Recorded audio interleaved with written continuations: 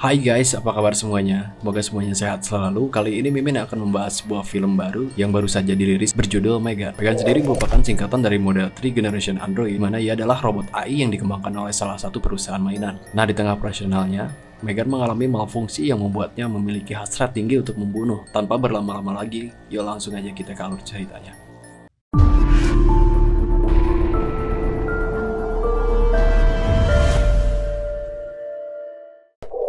Di awal cerita kita diperlihatkan sebuah scene di mana sebuah keluarga sedang mengajak anaknya yaitu bernama Cady untuk pergi bermain ski. Di tengah perjalanan, mobil keluarga Cady sempat terombang-ambing. Ibunya pun memutuskan untuk berhenti di tengah jalan dan sebuah truk tiba-tiba datang dari arah berlawanan dan menabrak mobil keluarga Cady. Scene lalu beralih memperlihatkan seorang wanita bernama Gemma yang bekerja sebagai tim pengembangan di sebuah perusahaan mainan bernama Funky. Hari itu atasnya yang bernama David marah besar karena Gemma tak kunjung menyelesaikan pengembangannya.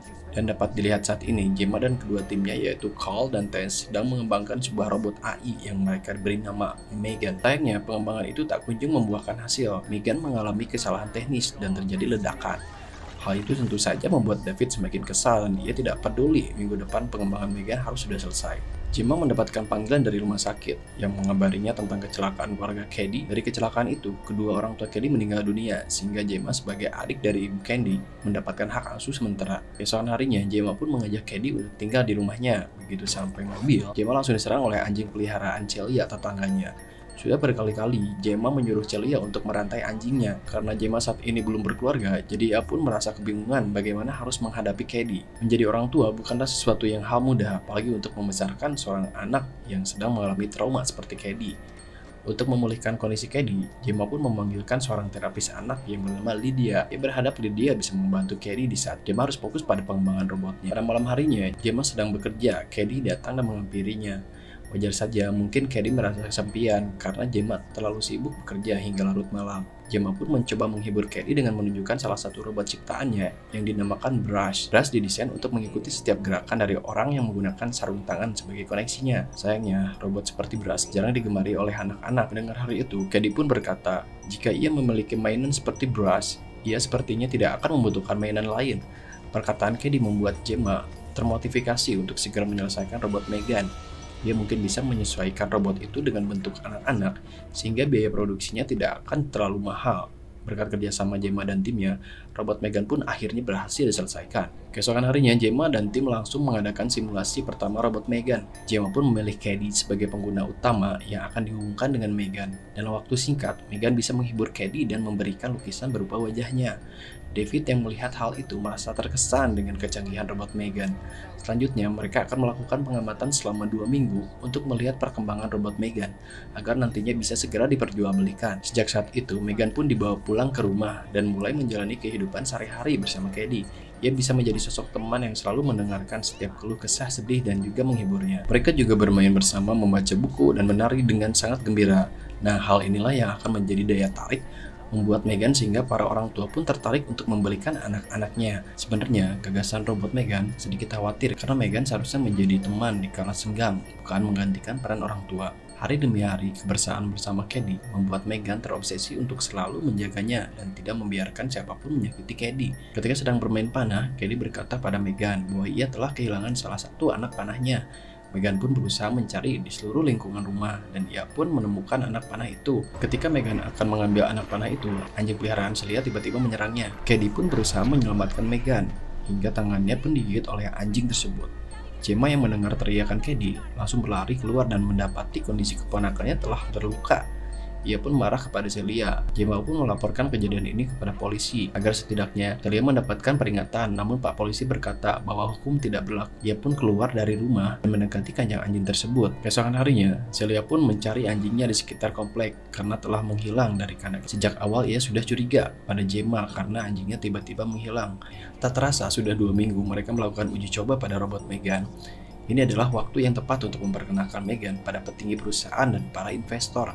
Karena sejak awal, Cady adalah pengguna utamanya, jadi ia pun terpaksa harus ikut dalam presentasi meskipun dalam keadaan sakit. Saat presentasinya dimulai, Cady dan Megan tidak mengikuti arahan dari Gemma. Cady tiba-tiba menangis dan meluapkan semua isi hatinya di hadapan Megan. Megan yang melihat hal itu berusaha menghibur Cady dan ia pun merekam kenangan indah Cady bersama orang tuanya. serta menyanyikan sebuah lagu yang lantas membuat Kelly jauh lebih tenang. Tentu saja sensasi itu berhasil menyentuh para investor petinggi perusahaan Funky kagum dan kinerja Gemma, sehingga ia pun menawarkan kenaikan pangkat serta meminta agar robot Megan segera didistribusikan.